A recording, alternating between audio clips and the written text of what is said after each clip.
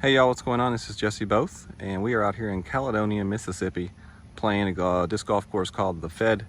It's a par 3 disc golf course, and we're gonna go out and throw some discs and have some fun. We got hole 1, a par 3, 294 feet, right here.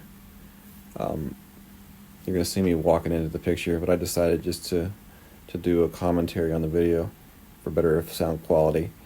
The hole is kind of straight at that big tree right there. From right to left, you do have the gazebo to the left, that's OB. Park to the left, it's OB. So I got a D1 here. I'm gonna probably try to play this one, kind of a hyzer, to the left, and then bring it back to the right. Really trying to set myself up for a putt is all I can do on this hole, and it's going to be a pretty decent little putt that you do have to make to an elevated tee box, as you're going to see here. We do make a really good putt right here, though, thankfully, and we drop this very difficult par 3 to start off our round.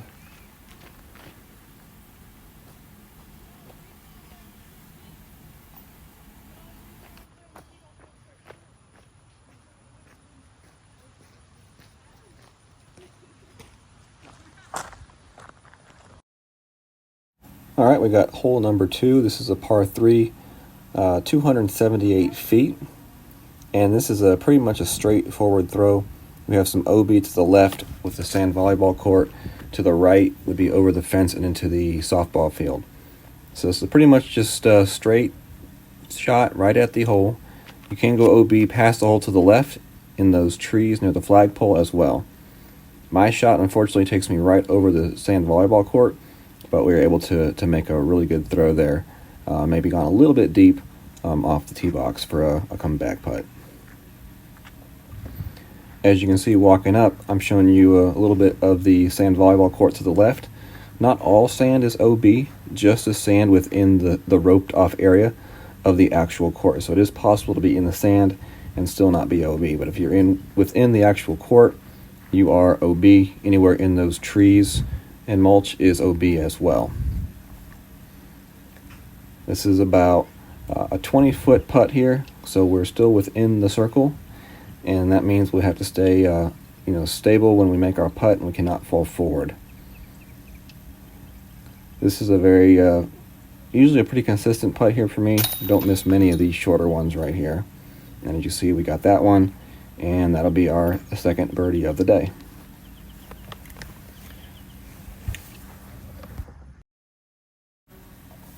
All right, we got hole number 3, par 3, 317 feet. This is one of the more difficult holes for me to play on this course just because it goes from right to left. The hole is situated up there past a gazebo, which you can see, that long line of trees to the left-hand side. Anything left or on the walking track left of those trees is OB. My best play is to play some sort of ante towards the trees and then try to come back right past the right-hand edge of that gazebo. Hopefully my disc hits, digs, and rolls to the left to give me a chance at the birdie putt. This is a very tough hole for me. Another possible type of throw for me is a roller here, and I can take the roller from the right and then roll back to the left.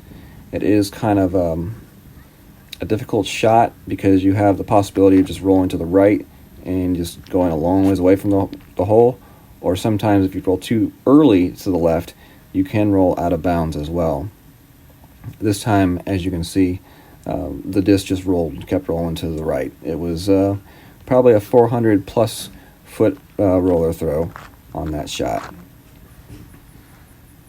As we walk up here to the gazebo, you're going to see my disc right there in front of the trash can. I believe it either hit the trash can or hit maybe at the top of the gazebo and bounced straight down. Whatever the case may be, I don't have any kind of a shot towards the hole. Can't throw through the gazebo. So we pretty much have to end up going down to our knee and just stretching out and laying our shot up for the easy par. A slight chance to drop in this shot right here, but this type of angled shot is a very tough shot to hit, and just was very satisfied taking the par at this point on a hole that I do normally par on this course.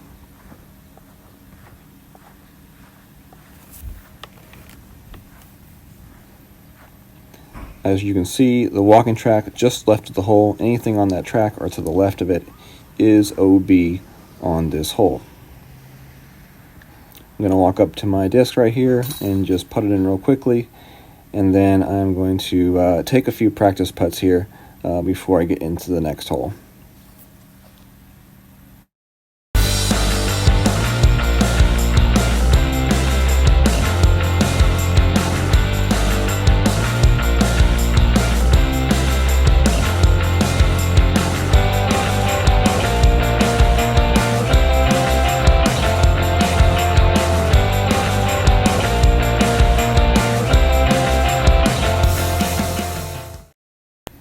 Alright, we got our next hole here, hole number 4, a par 3, 280 foot. As you can see, it says Mando to the left. The first power pole, as you see, in the middle of the screen is the Mando. So on the front 9, you have to go around the left-hand side of it, and on the back 9, you have to go around the right-hand side of it. We have a pretty strong headwind from right to left. So basically, anything I throw is going to try to stay farther to the left on the release. So I'm going to throw this at a pretty good of a hyzer, and this is my very overstable Nuke Titanium, and it came back pretty good towards the hole, and it's going to leave me another one of those 20-foot tester putts that we had earlier on in the round. But I'm pretty happy with the outcome of this shot, considering the wind direction and the wind gusts that we were starting to see at this point as the storm started to move in. Pretty good shot right there, and we're at a very nice location for the putt. We do have a headwind though in our face pretty much, which when you're putting into a headwind, the tendency is to putt your disc nose up, or nose down, so the wind will push your disc down. If you putt it nose up, then the wind will lift your disc into the top ring. So it's very important to try to putt a very level putt here. And to do that, I'm going to crouch down a little bit to get closer to the level of the actual basket to give myself a better chance to throw a flat level putt, which hopefully would not be affected by the wind. And as you can see, it wasn't as much, and we did get the birdie. Alright, we got hole 5. This is a 218-foot par 3. This is a fairly straightforward shot where you're just going to bend it around the shed right here. You do have to deal with a couple power lines that can definitely get in the way of your shot, and a light pole that you could also hit as well. Only 218 feet though. This is not a very long shot to throw. I will be throwing, of course, my forehand, and I will throw this at probably about a 50% power shot here. I'm going to throw 2 shots, one with this Champion Boss, which is a little bit newer, so it's more overstable, which means it's going to go from left to right much quicker, and it's not going to level out quite as much as my beat-in Star Destroyer is. That one came in pretty good. Could have thrown it a little bit harder and a little bit more height to give it a little bit more of that spike hyzer, but it definitely ended up being okay. I don't know if you can see this or not. You can see the power line kind of jiggle right there. We did glance off the top of the power line on that shot.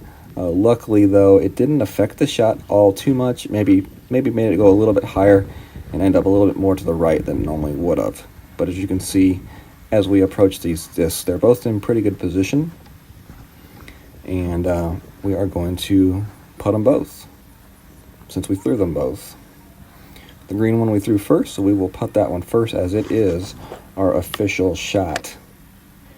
Sometimes, when you're out disc golfing, you're going to throw more than one shot, but your first shot should always be your official shot, and that's how we're playing this round today. So this is about maybe 15, 20 foot there, not too bad. We got that one in. This one's a little bit closer, and we got that one as well. So double birdies on hole number 5. All right, we got hole number 6 here, par 3, 238 feet. This one right here, as you can see, the pin located to the right of that dumpster. Is not a tough shot. There are some OB to worry about here. Of course, short in the gravel, and then around the backside of the pin is a walking track, so anything on that track or behind the walking track is OB.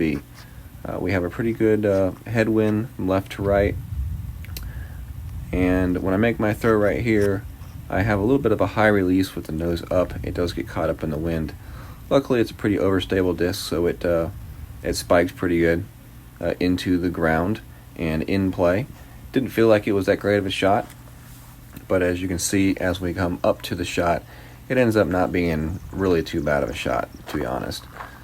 As you can see, there's the gravel. Anything on that gravel to the right of that fence or grass line is OB. And then you can see the walking track that kind of surrounds the backside left and right of the hole. Anything on that track and behind it is OB as well. There's the disc right there. It actually ended up not being too bad of a shot. It's about 20-25 feet here. A little bit longer than I would like, especially considering we have pretty much a straight headwind coming into our face here on the putt. I try to get myself a little bit lower here, and unfortunately I still do get the nose of my putter a little bit slanted down, and that wind is going to push that putt down. Didn't get quite as level of a putt as I wanted to, and unfortunately we do miss the birdie opportunity right there and end up with the par. Here you can see what the radar's looking like, and there is that storm coming right at us as we were finishing up that hole. Alright, we got hole 7 next, par 3, 192 feet, and the wind and the storm is closing in. So this is the first hole we're really feeling, the strong wind effect. This is a very, technical, short little shot here. I play this shot standing at the front of the tee box, throwing about 50%. There is OB to the right and behind the hole pretty closely with the walking track. And really you just have to kind of throw a little bit of a forehand here and curl it around these trees and hopefully bounce and stop. Throw it a little bit low, got a little bit more of a skip than I was wanting to get, but we are going to still be okay. We did not go out of bounds on that shot. And as you can see, I gave it the thumbs up because I like it. Alright, walking up here to the putt. As you can see, all kinds of little trees to work this shot around. Any kind of tree hit here leaves you pretty much a guaranteed par, as it's going to be tough to really make a run at this basket unless you do park it. So we got right here, as you can see, the wind's blowing pretty good. Whew. Right to left at my back, and we drop it. Got the birdie. Lots of 20-foot putts today, it felt like. A lot of times when I play this course, it seemed to be a little bit closer, but today it was lots of 20-foot testers. Alright, we got hole 8, par 3, 263 feet. As you can see, you can't see the hole, but it is back, past that big tree here. You have the option to throw to the right or throw to the left around that tree and down that road. Pretty much anything off the left-hand side of that road is OB as it falls down into a ditch. And the wind's blowing pretty strong here, so this makes this shot very difficult. We're going to have to hyzer it around the tree and then get it to come down and stop, hit the road hopefully, and stop before it bounces too far to the right, because we do have the walking track on the right that runs along the right-hand side of the fairway. Anything on that track or to the right-hand side of that track is OB as well. Alright, as you can see me walking down this road right here, you can see how close that walking track is to the pin. I'll walk over here to show you the ditch. There is a line that runs along the road here, so anything to the left of that line is OB as well. So you have a very tight little narrow window to really fit this shot in. You really have to hit the road on the skip. If you hit anywhere to the right side of the road on that downslope, most likely your disc is going to skip past the hole and onto that concrete walking path or to the right of it, which would be OB. We got a good skip off the road on this shot, and we have a fairly easy putt right here, uphill, but as you can see, the wind is fairly strong, so there is no such thing as an easy putt when you have the wind blowing like you see it blowing today. We did make the putt onto the right hand side of the chain, and it stuck in the basket, so we got the birdie.